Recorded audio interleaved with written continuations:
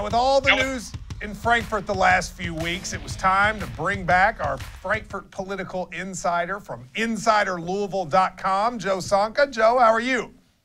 Doing great. Thanks for having me. All right, lots going on. Tomorrow, we're going to have protests back at the Capitol again. The budget and the revenue bill are up to see if they can override the veto. Do you expect a wild scene, or is it going to be pretty calm? It's definitely going to be wild. There are going to be a lot of teachers there making their voice heard, and the unpredictable General Assembly will have a big decision to make on whether to override Matt Bevin's veto of the budget bill and the tax bill that Bevin vetoed this week. You mentioned the unpredictable General Assembly. You would think with a Republican House and a Republican Senate and a Republican governor, there wouldn't be this much drama. What do you sort of attribute it to? A lot of it had to do with the difference of opinion on the pension bill among Republicans. Matt Bevin really wanted to go full force on changing the pension system, and that really didn't sit with a lot of Republicans in the legislature, so they spent a lot of time trying to hammer out those differences. And then you had all of those teachers swarming Frankfort, and that obviously had some kind of effect on Republicans. And eventually they just had to scramble to do something at the last minute. And that's what we're going to see in the courts coming up on whether Attorney General Beshear's challenge of that is going to hold up or that pension bill will go into law. I had somebody tell me years ago, Joe, that in Kentucky politics, it used to be the case that it was not so much Republican-Democrat as it was urban versus rural, or Lexington and Louisville versus the rest of the state.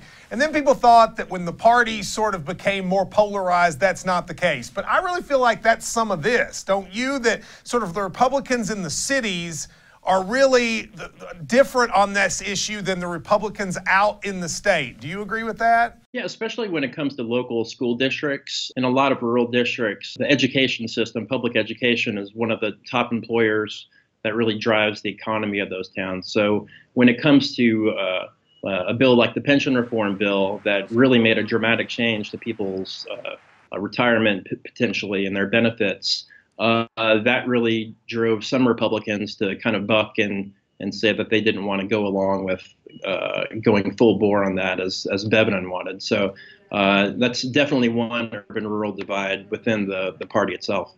Now, you were the very first person that ever told me that Matt Bevin could become governor. You were the very first person that I knew that believed Donald Trump could become president.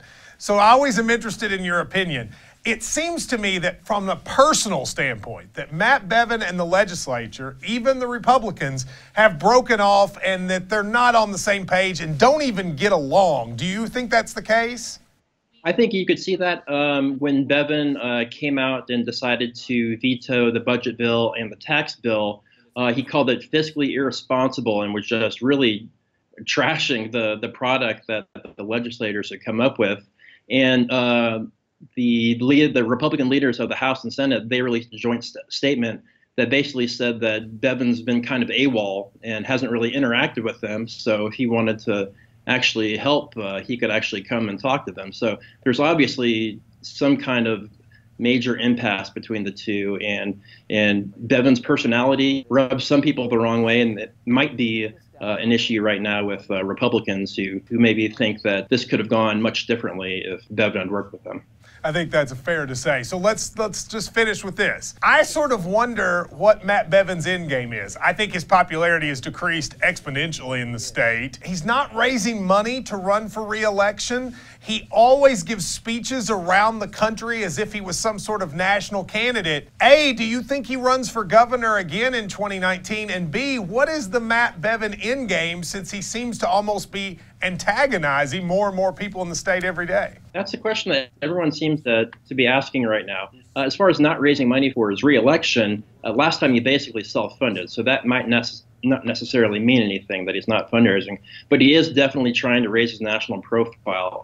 He spent basically most of the month of February in D.C. and other places talking to big donor groups. And he's been all over cable news talking about national issues, tweeting about national issues. So it seems like he definitely might have his eye on something, whether that's being appointed to a cabinet seat or trying to run for a national office. There is a Senate seat up in 2020, but I think McConnell might clear the field on that one, at least on the Republican side. Yeah, I don't know anybody that would be interested in that. Well, Joe, InsiderLouisville.com. Thank you very much, and we'll see what happens tomorrow. Appreciate it. Thank you, Matt.